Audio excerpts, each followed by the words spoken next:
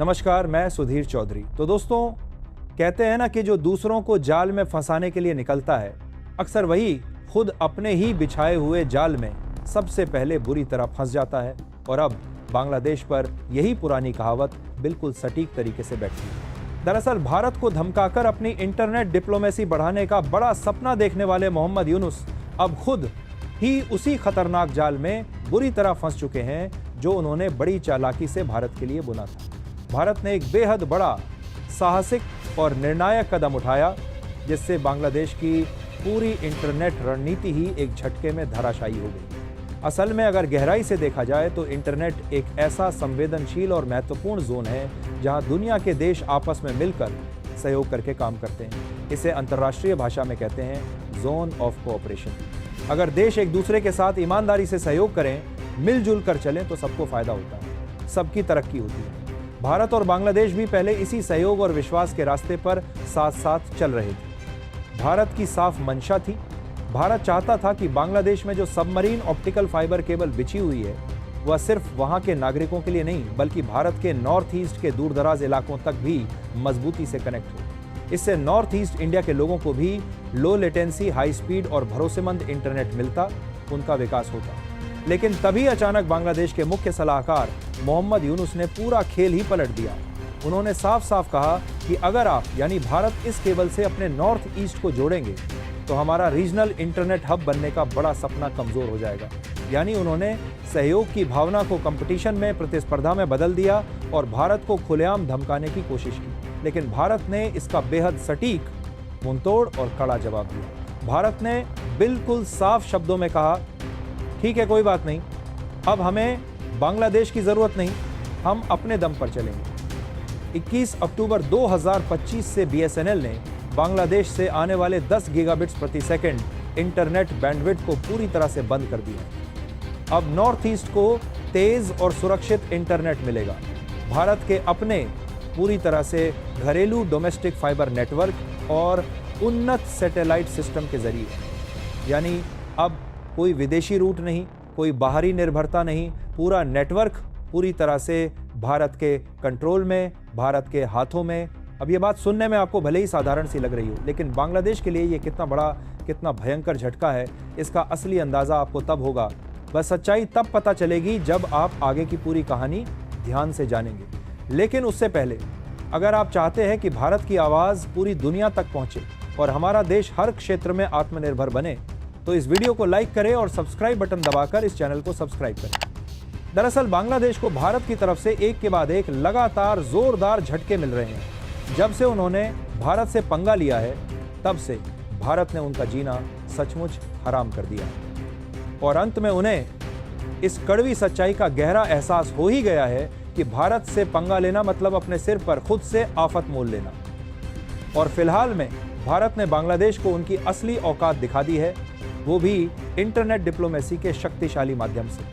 दरअसल पहले Bharat internet bandwidth Bangladesh के जरिए इंपोर्ट करता था, लेकिन अब एकदम से पूरी तरह से इंटरनेट लेना बंद कर दिया है। और खबरों के अनुसार भारत ने अब आधिकारिक रूप से सरकारी तौर पर इंटरनेट बैंडविड्थ का इंपोर्ट बांग्लादेश से पूरी तरह से बंद कर दिया है। और बीएसएनएल की जो नॉर्थ ईस्ट कनेक्टिविटी थी, वो पूरी तरीके से घरेलू नेटवर्क पर यानी इंडियन नेटवर्क पर शिफ्ट हो चुकी है।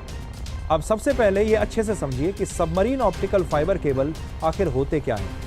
ये ऐसे विशेष और मजबूत केबल होते हैं जो सागर और समुद्र की गहरी तलहटी के नीचे बेहद सावधानी से बिछाए जाते हैं। ये केबल अंतर्राष्ट्रीय डाटा ट्रैफिक का सबसे बड़ा और सबसे महत्वपूर्ण हिस्सा ढोते हैं। सरल और आसान भाषा में कहें तो जब हम अपने फ़ोन या कंप्यूटर पर इंटरनेट का इस्तेमाल करते हैं, तो वह पूरा डाटा एक देश से दूसरे देश में इन्हीं मजबूत केबलों के जरिए तेजी से ट्रांसफर होता है। समुद्र की गहराई में होने के कारण ये केबल सबसे सीधे और सबसे छोटे रूट पर चलते हैं, इसलिए डाटा बहुत तेजी से पहुंचता है और लेटेंसी यानी डाटा पहुंचने में लगने वाला समय बहुत कम होता है। भारत और बांग्लादेश के मामले में भारत की मंशा थी कि नॉर्थ ईस्ट इंडिया को low latency, high quality internet देने के लिए बांग्लादेश के कॉक्सेस बाजार में स्थित सबमरीन केबल का सहयोग से उपयोग किया जाए। इसका सीधा मतलब था कि इंटरनेट डाटा सीधे बिना रुकावट के और तेजी से गुवाहाटी, इम्फाल, शिलांग और अरुणाचल प्रदेश तक पहुंचे और वहां के लोगों को फायदा हो। बांग्लादेश ने सहयोग नहीं दिया तो नेटवर्क की गति, स्पीड और भरोसेमंदी बुरी तरह प्रभावित हो सकती थी। इंटरनेट इंपोर्ट का मतलब सीधे सीधे ये है कि किसी दूसरे देश से इंटरनेट की बैंडविड्थ खरीदना और उसका उपयोग करना। पहले भारत बांग्लादेश से इंटरनेट लेता था क्योंकि वहां से आने वाले डाटा रूट तेज, आसान और सुविधाजनक थे। लेकिन इसके साथ ही इसका एक खतरनाक पहलू यह भी था कि बांग्लादेश के पास यह ताकत भी आ गई थी कि वह जब चाहे भारत को ब्लैकमेल कर सके, यानी इंटरनेट की सप्लाई रोककर दबाव डाल सके। यही मुख्य वजह है कि भारत ने डिजिटल आत्मनिर्भरता की मजबूत दिशा में साहसिक कदम उठाया। इसके लगातार भारत के सप्लाई के साथ बाद भारत ने बेहद सोच समझकर हर संभावित रूट का मजबूत बैकअप तैयार किया, वैकल्पिक व्यवस्था बनाई। चेन्नई, मुंबई और दीघा जैसे महत्वपूर्ण जगहों पर नए नए सबमरीन लैंडिंग स्टेशन बड़ी तेजी से बनाए गए और साथ ही उन्नत सैटेलाइट इंटरनेट सिस्टम भी पूरी तरह तैयार किया गया।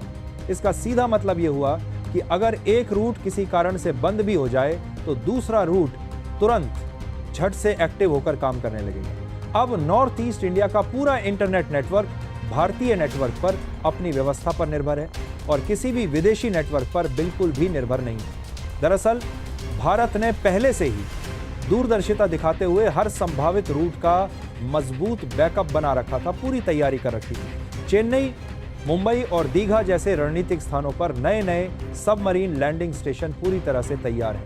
अगर एक रूट किसी वजह से बंद भी हो जाए तो दूसरा रूट तुरंत बिना किसी देरी के एक्टिवेट होकर काम करने लगेगा। और सबसे कमाल की बात यह है कि भारत अब सैटेलाइट इंटरनेट के आधुनिक माध्यम से सबसे दुर्गम इलाकों तक भी तेज नेटवर्क पहुंचा रहा है। यानी जो मोहम्मद यूनुस सोच रहे थे, जो उनकी कल्पना थी कि भारत बिना बांग्लादेश के इंटरनेट के, बिना उनकी मदद के बुरी तरह फंस जाएगा, उनकी यह सोच बिल्कुल गलत साबित हुआ।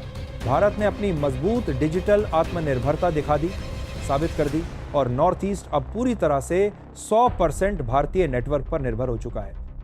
और वहीं दूसरी ओर बांग्लादेश की भारत के इंटरनेट इंपोर्ट के माध्यम से जो मोटी कमाई होती थी वह भी पूरी तरह से बंद हो गई है। अब आइए विस्तार से समझते हैं कि भारत की यह दूरदर्शी डिजिटल रणनीति आने वाले वक्त में क्या बड़े बदलाव लाने वाली है और इससे बांग्लादेश को कितना गहरा नुकसान झेलना पड़ेगा। लेटेस्ट आंकड़ों के मुताबिक बांग्लादेश की कुल इंटरनेट बैंडविड्थ खपत करीब 8500 गीगाबिट प्रति सेकंड है, जिसमें से लगभग 50% हिस्सा अकेले भारत से आयात किया जाता था। यह आयात अंतर्राष्ट्रीय स्थलीय केबल यानी आईटीसी ऑपरेटरों के जरिए होता था, जिससे बांग्लादेश को हर साल करीब 5 से 10 मिलियन डॉलर यानी लगभग 40 से 80 करोड़ रुपए की सीधी कमाई होती थी। लेकिन इस बार भारत ने साफ और सख्त फैसला लिया है, अब बांग्लादेश से इंटरनेट इंपोर्ट बिल्कुल नहीं होगा। यही फैसला उनके लिए सबसे बड़ा झटका साबित हो रहा है, क्योंकि उनकी पहले से कमजोर और डगमगाई अर्थव्यवस्था पर इसका भारी असर पड़ेगा। भारत का यह कदम सिर्फ एक तकनीकी बदलाव नहीं, बल्कि डिजिटल आत्मनिर्भरता की दिशा में एक ऐतिहासिक मोड़ है। अब नॉर्थ ईस्ट पूरी तरह भारत के अपने घरेलू नेटवर्क पर निर्भर रहेगा, किसी विदेशी रूट की जरूरत नहीं पड़ेगी। इससे इंटरनेट न केवल तेज और स्थिर होगा, बल्कि पूरी तरह सुरक्षित और भरोसेमंद भी रहेगा। दीघा से डायरेक्ट कनेक्शन आने पर अब डाटा सिर्फ 35 से 45 मिलीसेकंड में नॉर्थ ईस्ट तक पहुंचेगा, जबकि पहले 100 मिलीसेकंड तक लगता था। यानी भारत ने अपने नॉर्थ ईस्ट को बेहद तेज, भरोसेमंद और आत्मनिर्भर इंटरनेट से जोड़ दिया है। सबसे खास बात यह है कि अब बांग्लादेश का डिजिटल दबाव, उसकी धमकियां या शर्तें भारत पर कोई असर नहीं डाल पाएंगी। भारत ने पूरी दुनिया को दिखा दिया है कि डिजिटल आत्मनिर्भरता सिर्फ एक नारा नहीं, बल्कि एक शक्तिशाली रणनीति है। बांग्लादेश का लगभग 50% इंटरनेट आज भी भारत से ही जाता है, पर भारत अब उस पर निर्भर नहीं, बल्कि खुद एक डिजिटल महाशक्ति बनने की ओर बढ़ रहा है। गूगल, यूट्यूब, नेटफ्लिक्स और अन्य अंतर्राष्ट्रीय कंपनियां अब अपने सर्वर भारत में स्थापित कर रही हैं, जिससे डाटा कंट्रोल, नेटवर्क सुरक्षा और तकनीकी प्रबंधन की पूरी कमान भारत के हाथ में आ चुकी है। आने वाले समय में भारत न सिर्फ आत्मनिर्भर रहेगा, बल्कि पूरे एशिया का डिजिटल हब बनकर उभरेगा। बाकी आप बताइए, क्या भारत का यह फैसला बांग्लादेश के लिए सबसे बड़ा डिजिटल झटका साबित होगा? अपनी राय कमेंट में जरूर बताएं। तो दोस्तों, ये थी आज की पूरी अपडेट जो काफी रिसर्च और मेहनत के बाद आपके सामने रखा गया है। और दोस्तों, जाते जाते एक छोटी सी हेल्प कर दीजिए, इस वीडियो को एक लाइक करके अपने दोस्तों तक शेयर करके हमारी मेहनत को सपोर्ट कर दीजिए। धन्यवाद।